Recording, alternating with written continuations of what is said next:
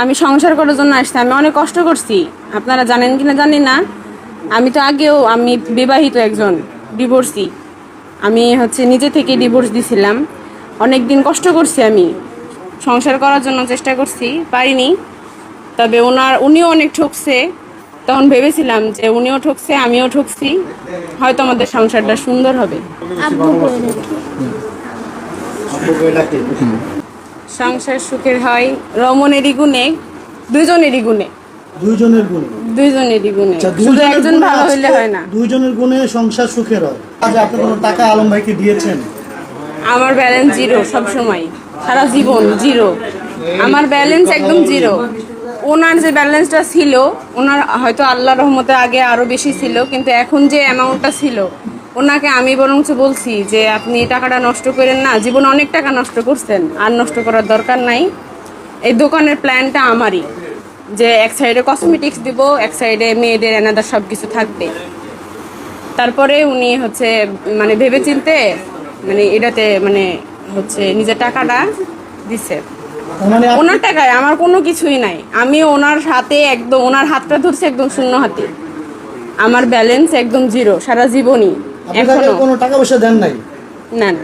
আচ্ছা, খালি দোকানের পরামর্শ দিয়েছেন? হ্যাঁ। এই দোকানের মালিক কে এখন? আমার স্বামী।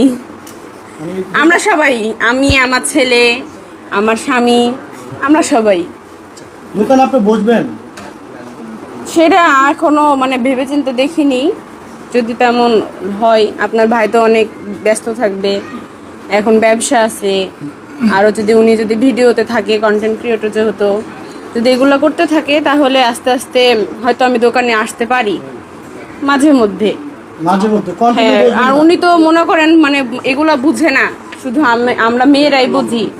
আমি যেহেতু একটু বুঝি, উনি এখনো বুঝে না। ওনার একটু সময় লাগবে, 1 মাস 1.5 মাস সময় লাগবে, তখন উনি রেগুলার থাকবে, আমি আর থাকবো না। এখন হয়তো মাঝে মধ্যে আমি আসতে পারি আর কি। আচ্ছা, এই যে নেহালের সাথে আপনার বন্ধনটা কিরকম? একটু এদিকে আসো তো, বাবা আম্মুর কাছে যাও। তুমি একটু আগে বলেছিলা যে আম্মু, তোমার এই আম্মু তোমাকে অনেক আদর করে, স্নেহ করে, একটু বলো তো আব্বু।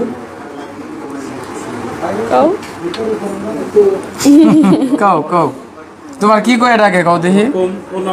তোমার কোন আম্মু তোমাকে বেশি ভালোবাসছে সেটা বলো। এই আম্মু না? তোমার আম্মু কিন্তু তোমাকে চুমা দিছে কপালে, দিছে না? তুমি দিছ? ধন্যবাদ। আচ্ছা, বাবার কাছে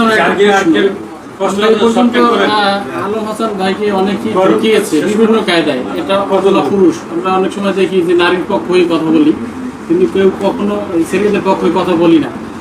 আপনি কতদিন থাকতে চাচ্ছেন? অনেকেই তো বলে দীর্ঘদিন থাকবো, আজীবন থাকবো, এর আগে বলেছে। এই মানুষটাকে অবলা পেয়ে আবার কবে চলে যাবেন আমরা জানতে চাই। এটা বলার মতো কোনো কথা না।